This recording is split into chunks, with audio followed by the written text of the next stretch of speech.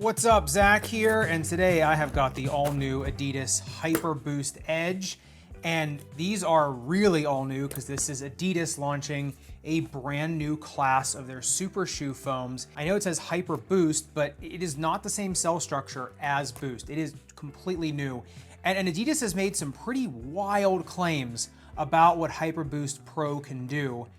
But I'll tell you what, after testing these out a bunch, some of them are true. I think you're gonna be pretty excited to see what these things can actually do. Typically, when Adidas puts Boost on anything, I think they're pretty confident in the foam, and really this one is no exception. So we'll go through these in terms of obviously running as well as casual wear, if they're good for foot pain, what they're good for, what they're not good for. But I think you're gonna be pretty interested to see what this stuff can do, as well as what I hope this will lead to in the future.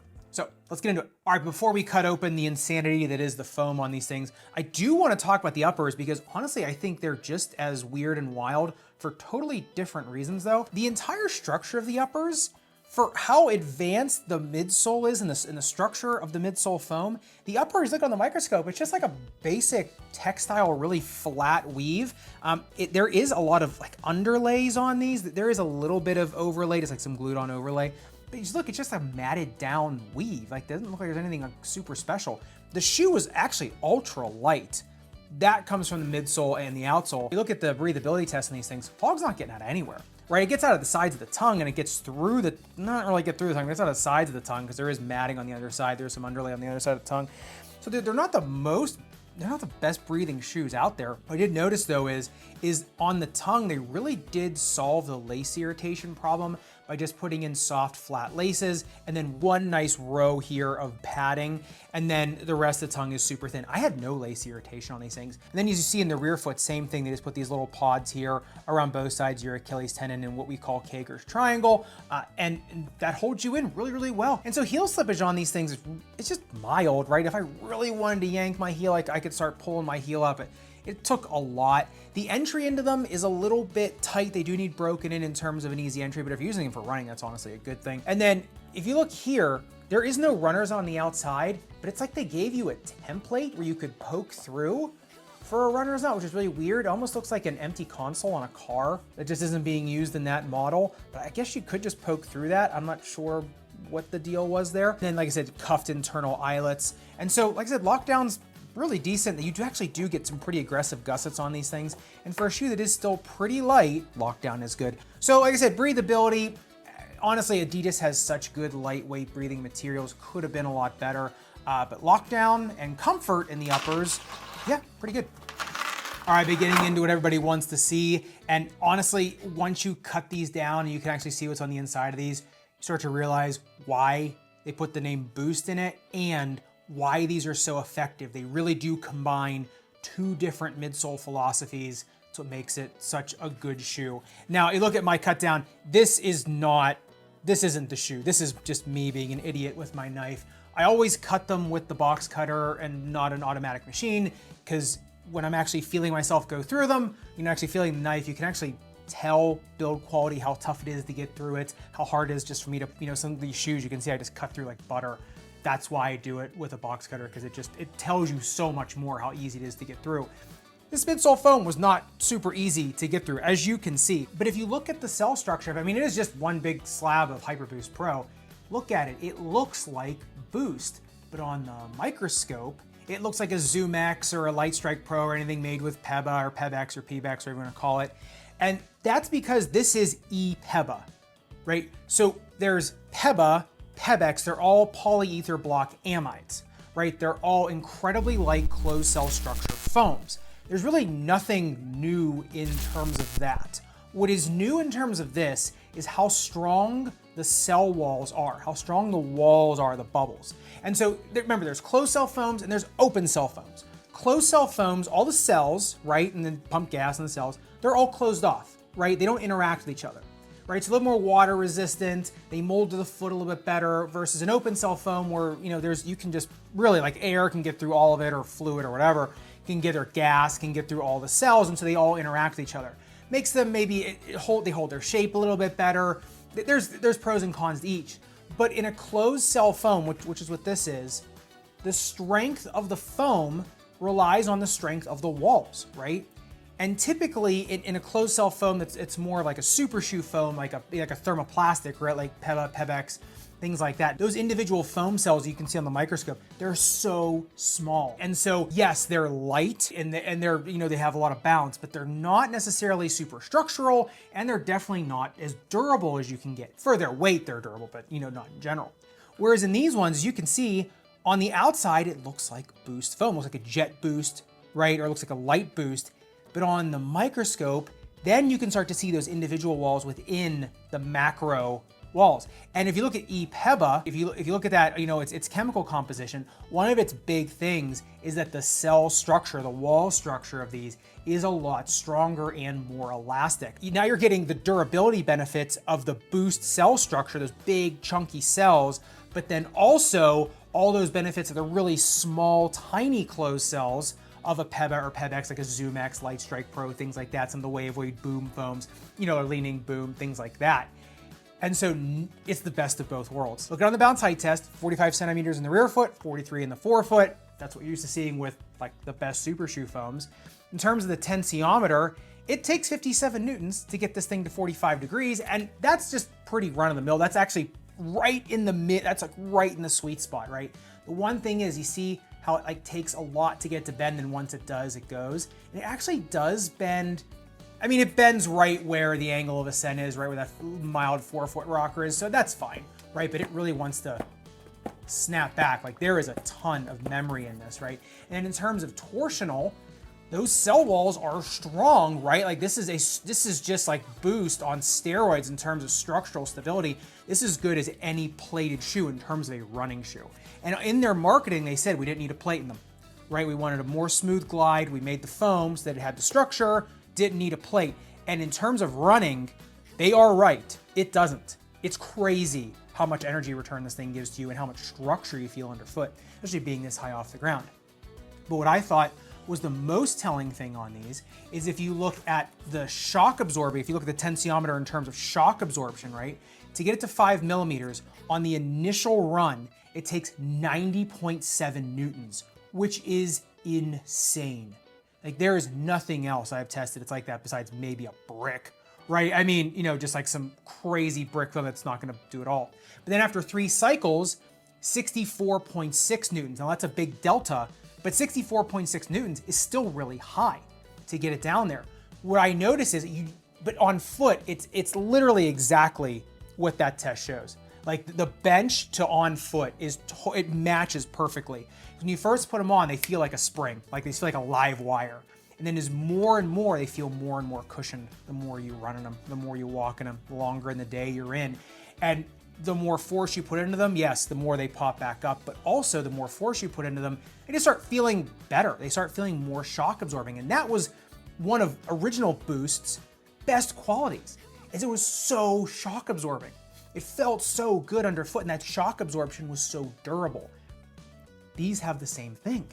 They also have the bounce in them, right? They also have the spring back in them, that energy return feeling in them, that just feeling of elasticity. And to me, I mean, like I said, this is not sponsored. I bought these on my own. No one contacted me from Adidas to do anything with these. So I'm not saying this for any money, you know, no one's telling me to say this. This might be the best foam out there. To me, this is what I've been waiting for someone to combine the shock absorbing capabilities of something like Boost with the bounce capabilities of something like Boom Foam, things like, you know, or Pebex, whatever.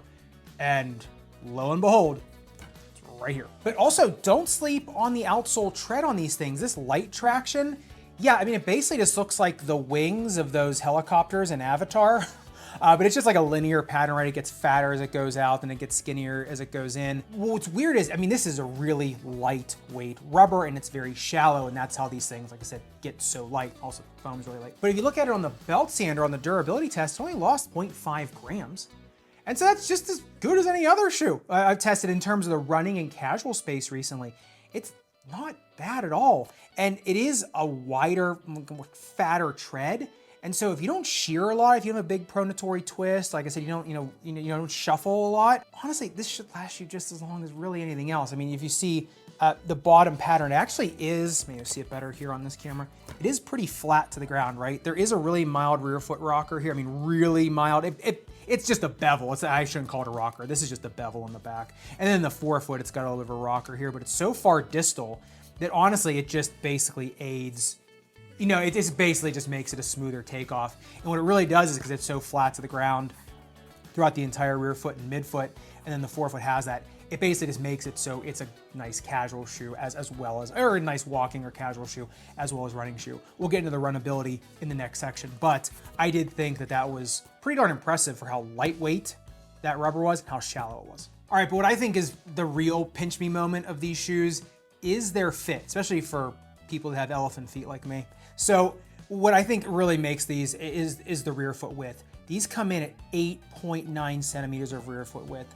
They are pretty darn stable in the rear foot. And whether the shape of them, the way they did it, they're not clunkers either in the back. Usually if you get a width like this in the rear foot, sometimes they can be a clunker in terms of running. No, like I said, we'll talk about it, but honestly, for most people, it's not. But for someone that's using these casually, walking, standing a lot, this really helps in making these shoes a nice, stable daily shoe. Now, in terms of length, they come just pretty true, 28, actually a hair long, 28.9 centimeters, but just a very, very hair long. And then in terms of inflare, they only have a 6 degree inflare. So it's really, really mellow. But in terms of metatarsal width, they come in at 10.1 centimeters. A toe box width of 10.2. Actually gets wider as you get into the toe box. You can actually see it on the inside as well as kind of on the outside here. That's not window dressing on the outside. It actually is wider in the toe box. And then a 37 degree taper, so pretty just normal taper in the very distal toe box. But these things just, I mean, in terms of metatarsal into toe box width, they are so forgiving. They're so mellow. And they're also not clunky either. I mean, it's just a feat of engineering for both casual as well as running. So I'd say narrow, medium foot, just go true to size if you want. If you're really narrow and you're really looking to get a lot of weight reduction for running in them, if you want to go down to half size, there is just enough room in the toe box and in the length that you can do that. I'd say, like I said, medium 2E, go true to size. A 4E, honestly, I think you can break these in at true to size. There is no problem going up a half size in these things if you just want a little bit more room in them. You know, or if you're wearing them casually as a 4.8, you can just go up a half size in them and they'll be just fine. So like I said, pretty nice fit forgiveness. It's just the entry into them that's gonna need broken in. If you're a narrow, kind of going down a half size, right? Or if you're a 2E going true to size, like I said, good luck getting in them for a little bit. You'll need to break them in. Like I said, that really just depends. If you're wearing them casually, get a casual fit. If you're wearing them for running and you want the performance, get your true to size and go for a performance fit. In terms of a flat, neutral, or high arch, I think all of them are great. Now, if you're a high arch, remember they are pretty high off the ground, right? So look at this here, and then you look at this here, right? I mean, obviously these are mismatched sizes, but as you can just see, I mean, it's not a lot of points of contact on the ground. So just be aware of that. If you're an ankle sprainer, honestly, they're okay for casual. They do roll over pretty easily. You know, just because they're so high off the ground and the uppers are pretty loose. If you're wearing them, I didn't have a, put it this way, I didn't have a problem until I really tried to roll them. So I think they're okay. It's just if you are an ankle sprainer and you're looking for something for a little bit more stability, you're gonna want something lower to the ground, to be honest. In terms of plantar fasciitis, yeah, I can't believe I'm saying this about more of a super shoe type build. In terms of Achilles tendonitis, yeah, because there's just not a lot of micro motion back there. If you're using them appropriately, right? If you're not like me doing these things where I'm trying to roll them, they're okay. And the other thing is you can get a low profile orthotic in these. Now, by low profile orthotic, I mean a very low profile orthotic, right? Like something like this, right? Or a custom that is low profile. So, but yeah, you can get one in there. So especially with an orthotic, these might be one of the best out there in terms of that with an orthotic. And because there's not a ton of micro, you know, a lot of these shoes without a midfoot shank, or some people call plates or whatever, you get so much torsional instability in these shoes. These don't have that. The torsional stability in these is just fine. In terms of forefoot pain, yeah, they're fantastic. They're nice and flat to the ground in the rear foot, but then forefoot's super forgiving. They're great. Arch pain, yeah, they're fine. We're an orthotic in them. Big toe arthritis. Yeah, honestly, I can't believe I'm saying that for a shoe that has really nothing for the forefoot. I think with a custom orthotic, maybe like a little plastic plate or nylon plate in there, it's just fine. There is enough room there in the forefoot, right? There's enough. It's not a ton. I mean, there's enough. So yeah, knee and back pain. That's probably why I'm buying a pair. So in terms of runners, I think this all does still hold true. One thing I will say is these things are best for a midfoot striker. They are so nice and stable. They feel like a pogo stick without the feeling of shock underfoot, the pogo stick. They're surprisingly good for a forefoot striker given the angle of ascent in the forefoot. I really thought these were fine, right?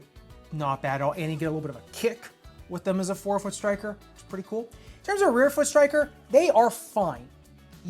I think they're gonna break down a lot faster in terms of rear foot striker because of the geometry of them, because there is nothing in the midsole, like no plastic, no nylon, no carbon fiber, whatever, that's kind of holding the midsole. So I think that you're just gonna lose longevity in these, and they're gonna be a little bit more clunky as a rear foot striking runner. In terms of walking, it's no big deal because like I said, it's more just low energy. And it's more, it's double limb stance, right? Both your feet are on the ground at the same time when you're walking. And so you don't really notice it as much, but I just do notice it if you're taking it through an entire cycle. That's when I think this can, you'll start to get some expansion here. And I think that's when the shoe will start breaking down. But the thing is we're gonna need to see people wearing these for 4 to 6 months for running, to see how durable they really are. In terms of casual wear, I think they're gonna last pretty well. I'm pretty confident saying that. But in terms of running, we'll see. And honestly, it's crazy. Like I said, it really is nuts that for all the marketing, and there has been a lot of marketing on these, there has been a lot of hype and everything, especially from Adidas. It does appear that, yeah, at least in this case, the hype is real. So I'd love to hear your thoughts in the comments down below. I might do a longer term review on these as well, because I think I'm probably gonna get another pair of these. Adidas might get more of my money. I actually had another pair of these, the Structures, that I've been wearing now too, and I might do a longer term review on these too. And these were surprisingly great, especially for casual wear. I've been wearing these a lot recently, and I've still been really, really liking them. So if you do want to see what I'm talking about with the Structure Pluses, make sure you click into this video right here. And if you want to see what I think are one of the better orthotics for this guy here, a little more of low profile, make sure you click into this video right here. I'll see you in the next video.